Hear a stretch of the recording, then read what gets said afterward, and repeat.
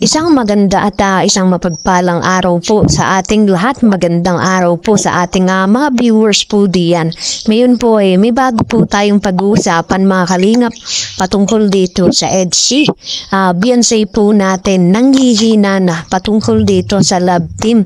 At meron nga pong opinion na gustong sabihin pagdating dito kay Papa Eds. At syempre alam naman natin na ngayon si Kalingap Rab merong gustong sabihin patungkol dito sa EDC at ano po kaya ito.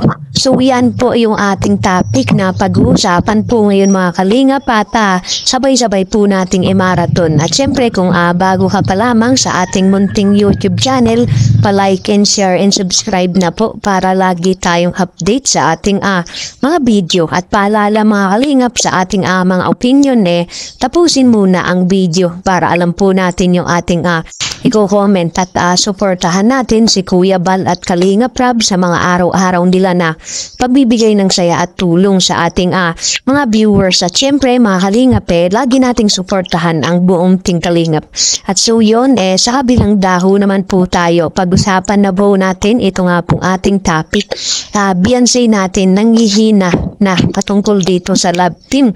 At meron nga pong opinion pagdating dito kay Kalingap Rab at lalong-lalo na dito kay Edu. At bago natin pag-usapan yan mga kalingap pag-usapan muna natin ang EDC ngayon. Siyempre, isa nga po ang EDC sa nagpapaganda ngayon at namumuna. Kaso ang problema merong mga pambabash na naiinggit po sa kanila. Pero ano po ba ang dapat gawin ni Beyonce? Isa nga po diyan mga kalingap yung maging matatag po siya at wag niya pong pansinin ang mga naninira po sa kanya para maging matatag po sila lalong-lalo na sa love team. At syempre isa siya sa nangunguna po ngayon na talagang hinahangaan. Wala man pong upload. Alam naman natin na gusto nga po ni Kalingap Rab na lagi pong magpasaya dahil nga po sa medyo meron nga pong problema si Kalingap Rab.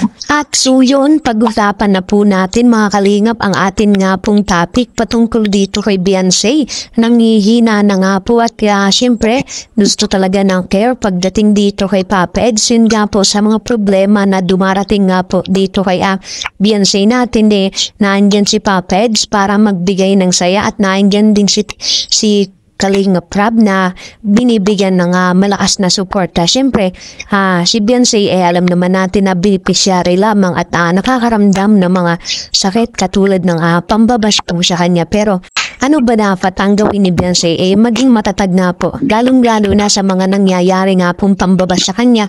At siya yung numero 1 kasi nasikat nga po. At talagang pupuntriyahin po niya kung gaano kalakas yung kanyang kalooban para maging matatag at maging matibay. At syempre, nalalapit na ang 18th birthday at maraming pasabog ito nga po si Papa Eds at ito nga si Beyonce. Kaya maging matatag lamang po sa mga bawat problema.